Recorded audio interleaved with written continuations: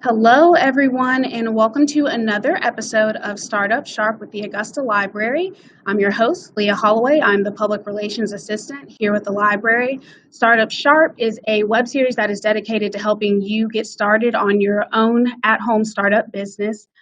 We've started this web series as 4 different episodes, and the last time that we met, we talked about, finances, different small business loans, crowdfunding, and different ways that you can get your business financed. And today we're going to focus on building your brand, which is probably the most important part of starting your at-home business. So we're going to take a look at the PowerPoint for today.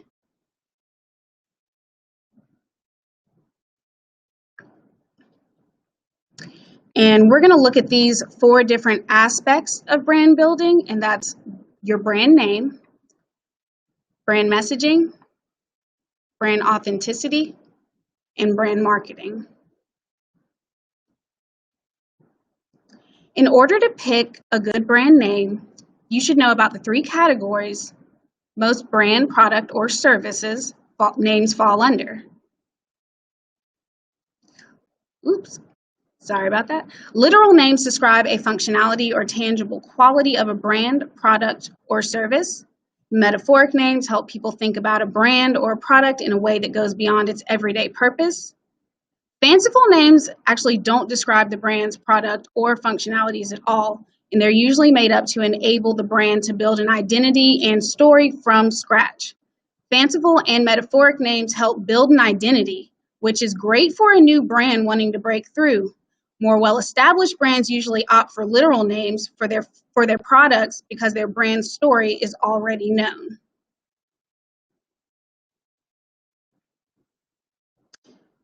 Brand messaging. With your brand messaging, it's going to help your target audience associate your brand with qualities that they value. It also helps get your brand's identity across quickly and clearly. You're going to want to be specific. A brand can stand for many things, but if there are too many messages out there, your audience can get confused about what you stand for. Make it ownable. No brand is totally unique. So crafting a message that audiences will associate your brand with is crucial. When customers see your brand, they should recognize that it's yours, even if your business name isn't visible. Keep it short. You have about a few seconds to get your message across. A short phrase or a powerful word allows your target audience to not only understand your message quickly, but also remember it. And be honest. That is probably the most important part of building your brand. You want to be honest. You want your brand to be associated with positive qualities and traits. Some of the most important traits your customers should associate with your brand messaging is honesty and trustworthiness. Brand authenticity is the practice of making your brand look and feel genuine and trustworthy in the eyes of your target audience. Establishing brand authenticity lets your business tell a vivid story about itself and helps build loyalty among your customers. To develop your authenticity, you're going to want to start with making a vision statement. You will use your vision statement as a guide to market your narrative, benefits, differentiators, and passions. Your narrative is the central story of where your brand comes from and what it stands for. It should include how your company was founded, why you're about more than just profit, and what your unique traditions are. Benefits of your products explain what your audience will gain when they decide to purchase from you. In addition to benefits of your products and services, you want to highlight their differentiators or the factors that set them apart from your competitors' products. And finally, you are going to want to convey passion for your work, showing how invested you are in your brand and its products. Encourages customers to be passionate about them too. And there are so many different ways that you can market your brand, and one way to keep cultivating your brand's authenticity is to continuously market it through websites, social media, email marketing, paid ads, through social media, and anywhere your brand is visible to your audience. I'm sure you guys have seen plenty of our different advertisements for social media on our Facebook page. So you can see that we use Facebook, Twitter, and YouTube to promote for the library. So those are just some great examples there. So we are actually going to be looking at some things for Google My Business. And Google My Business is a vital tool when helping grow an online presence for your startup business. We're going to do a little walkthrough of getting started on that program. So if you can just hang tight for just a second. And we're going to look at how you can get your business listed on Google Search and Google Maps.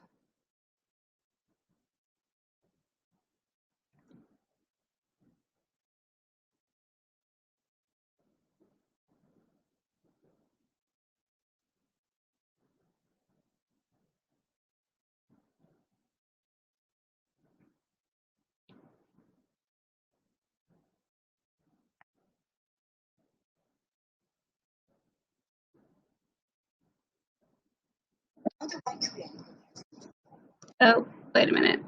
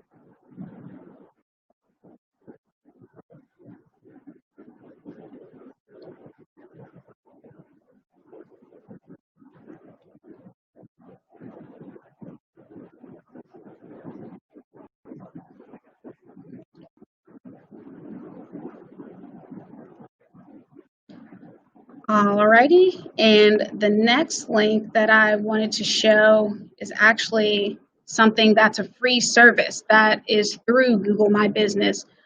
So Google has they have a marketing toolkit that comes along with that, and it's completely free. So I wanted to just go through that tutorial really quick if you are going to start trying to build your brand on Google My Business.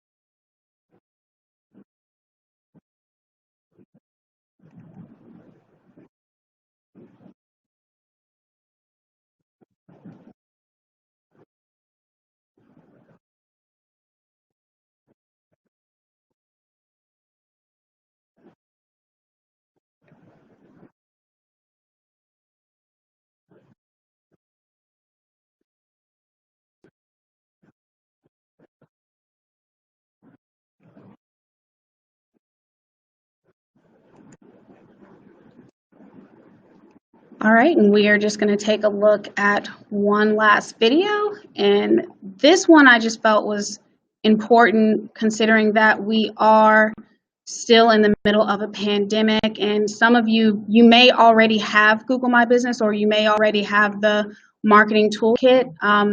This video actually focuses on how you can create marketing materials to share your business changes due to COVID-19. So I just wanted to look at this video really quick just in case some may not have seen this.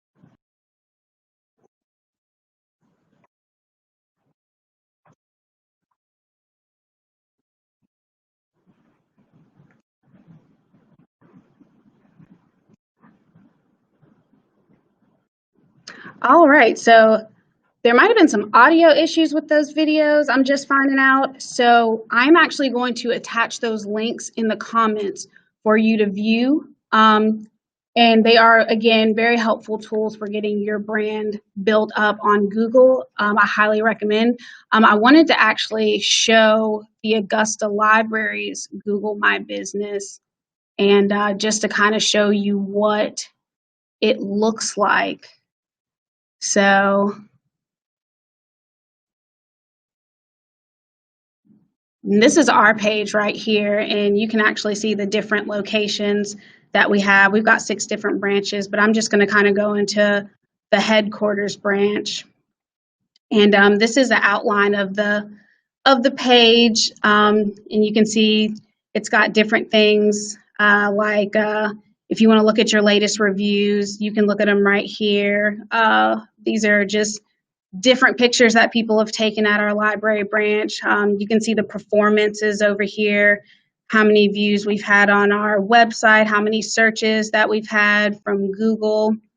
If you kind of look over here to the side, there's different things like creating an ad or like managing our locations. You can look at your insights. And so, again, it shows you the searches for about the past month. There's so many different things that you can do. And again, that marketing toolkit, I will connect the link over in the comments so that you guys can get that web address so that you can utilize Google My Business if you choose to download it. And now we're coming to the end of the show, and we're going over to our Q&A. And we have Mr. Chris Curry, and he is coming over from the Georgia Cancer Center. So I'm bringing Chris on now. Hello, Chris. How are you? I'm good. How are you? I'm doing well. Thank you so much for being on our show today. Of course. Now, just tell our viewers a little bit about yourself and your background. So my name is Chris Curry, and I am the Communications and Marketing Manager here at the Georgia Cancer Center at Augusta University. I joined the Cancer Center team in April of 2017 as the Communications Coordinator and spent about 2.5 years in that role before being promoted to Communications and Marketing Manager in October of 2019. I graduated from Augusta State University. That was its name when I was here in December of 2006. During college and right after I graduated, I worked at News 12, the local CBS affiliate. Started out as a production assistant and then was promoted to news producer when I graduated college. So communications has been kind of in my blood for a while now. It started in high school working on the video team and producing a morning newscast. So news and communications is something that I've always been passionate about. Awesome. You sound like you have a background like me. You moved over to like being a media specialist. Yeah. Well, great. I'm so glad that you're here. I'm going to go ahead and I'm going to start off with the first question. So what would you say is the best way to build your brand? So you talked about it some during the presentation prior, but it's really knowing and identifying your audience. Know who your business is designed to benefit, whether you're selling office supplies or educational supplies or pet food or just any, whatever your business is, know who your customer is, because that could determine how you reach them through your marketing, whether you buy billboards or you work on creating digital ads for social media or the website. Know who your audience is, because that way you know where to reach them. Also think about, obviously you have your obvious customers for your brand, for your products, but maybe thinking also ahead of who those next tier customers are, someone that may benefit in some sort of secondary manner. So really knowing your audience, knowing who your business will benefit, and then considering if there are others that could benefit in some tertiary way for your products. Build your logo and your tagline or theme. Nike, you have just do it. And so you want to think about what your business tagline is going to be, what your logo is going to look like, because those are the things that you want to put out there on your billboards or your social media ads or your website, so that you can continue to reinforce your brand over time. All right, thank you. And I'm going to do another question and give some people some more time to ask something. How do you promote your brand at the Georgia Cancer Center? So there are a variety of ways that you can promote your brand. Obviously, one of the ways that we talked a little bit about was external media. So working with reporters at television, newspaper outlets to cover stories about your brand, depending on the kind of story it is. So maybe if you are hosting summer interns from a high school and they are learning business skills through working for your brand, that could be a news story that you pursue. If you're having an event or a fundraiser, maybe sending out a media advisory or a news release to the local media outlets to invite them to come out, because that's one way to get your business out there and show what you're doing in the community. Another way for organizations that have some employees as you're building up your business is through internal communications. You want to get that employee buy-in, because if your employees buy in, then they will go and share your message, your brand's messages with their family, their friends, relatives, etc. We also have social media channels. So the Georgia Cancer Center has a Facebook page, an Instagram page, a Twitter profile, and we also have a YouTube playlist under the Augusta University Health YouTube channel. So we do patient testimonial videos. We hear from doctors. We do those sorts of things as well to promote our brand on YouTube. And we share stories about patients and about new technologies or recent media coverage or research publications. We share those through social media. So knowing what your story is and what your story is about and sharing that sort of information on social media can be very powerful. We also have websites, so augusta.edu/cancer and augustahealth.org/cancer. We have websites for our research arm at the Georgia Cancer Center, as well as our patient care arm, because we do have laboratories where basic scientists are looking for the next cancer breakthrough, and they're doing that in our M. Burt Story Research Building right there on Laney Walker. And then we have multiple clinic locations where they are treating patients of all kinds of different cancer: breast cancer, prostate cancer, colon cancer, ovarian cancer. So we want to make sure that patients looking for information about cancer treatment and care options at the Georgia Cancer Center can find it on our augustahealth.org website. And we want people who are interested in science and clinical research and things of that nature to be able to find what they want on our augusta.edu/cancer page. So you want to make sure that your website, when you identify that audience, you want to make sure your website talks to that audience. We also do philanthropy, so messages to attract potential donors to support research and patient care initiatives. We also promote our brand through state leadership. You know, we have had Governor Brian Kemp come a few times to the Georgia Cancer Center since he took office. And then also working with community organizations, churches, and schools. So just working with different organizations, different channels to promote that brand. So y'all have pretty much covered all the corners over at the Georgia Cancer Center. Yeah, and that's really the way you have to do it these days. A lot of, back in the day, I guess you could do billboards, or you could do magazine advertisements, or you could do television advertisements, and you would probably get good response and a lot of people seeing them. But nowadays it's, you have to kind of be diversified if you want to find people of all ages and backgrounds and whatnot. So absolutely. And are there any brands, I know you were just talking about Nike, but are there any brands that you see out there that are doing well that our viewers could possibly look at for just some inspiration?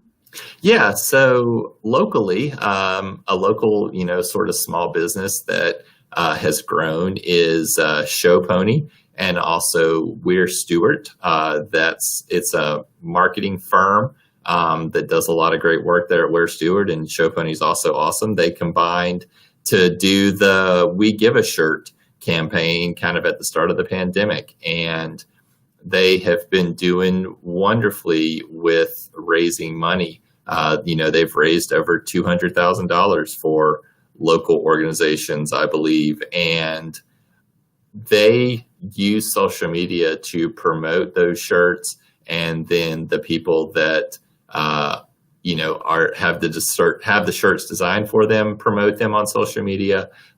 They have a great website where you can purchase the shirts. So Where Stewart is and Show Pony are two local examples of businesses. We talked about Nike. I do love Nike's brand.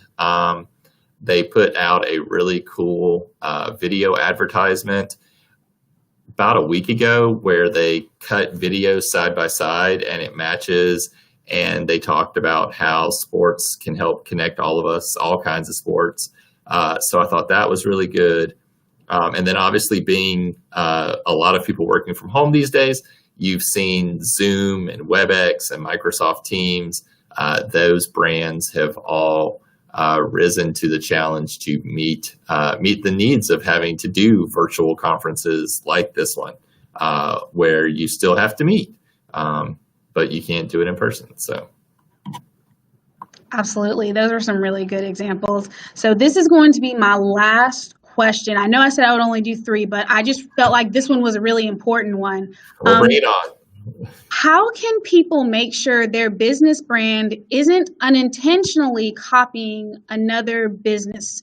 And I wasn't necessarily sure if that falls into trademark or copyright infringement, but or it might have fallen into both categories. But I just felt like that was an important question.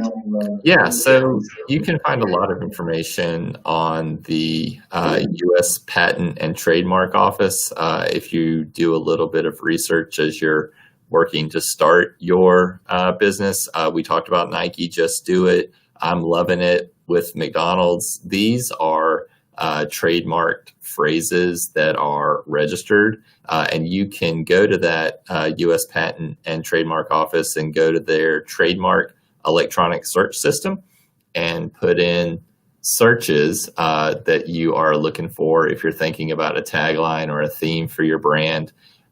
Something else to think about when you're talking about copyright and trademark are using photos for advertisements, or if you're creating an advertisement, what kind of music you're going to use. There are lots of websites out there offering free photos or free music, production music. So you want to be leery of those. One of the ones that we use is called Pixabay, Pixabay. Pixabay is one that we use. It has photos for different things. You just go in and search what you're looking for. It has certain video clips that you can use, as well as music. There are some guidelines that you have to follow if you're going to use it, and they can connect you with the person that created it as well. So just be aware of that sort of stuff. And as you're putting together advertisements or photos of events or things of that nature, consider creating a YouTube channel for your brand, getting a storage and a photo storage account. Google Photos is one that comes to mind, and a SoundCloud account for audio, so that you have places to store your audio clips for advertisements if that's something that you're interested in. And one thing you can do is, if you see a cool photo and you aren't sure about the copyright or the trademark for the photo, consider recreating it. If you have a friend that has some photography skills, or is a freelance photographer, or just really interested in photography, maybe they can help you take that sort of photo so that you can use their version for your business. So just do your research, and that's kind of it as far as trademarks and copyright infringement.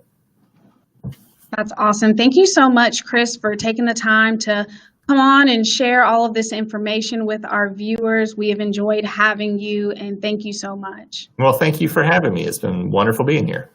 Absolutely. You have a great day. You too. Thank you. All right, and that is our show. We are going to be moving Startup Sharp to about once a month now, and we're going to be taking a break for the month of September. So we will be back probably towards the end of October. We hope that you have enjoyed our first 4 webinars. We hope that they've been informative. Again, I'm going to post those Google My Business links in the comment sections below. And we hope that you guys have enjoyed, and we will be seeing you again in October. Take care.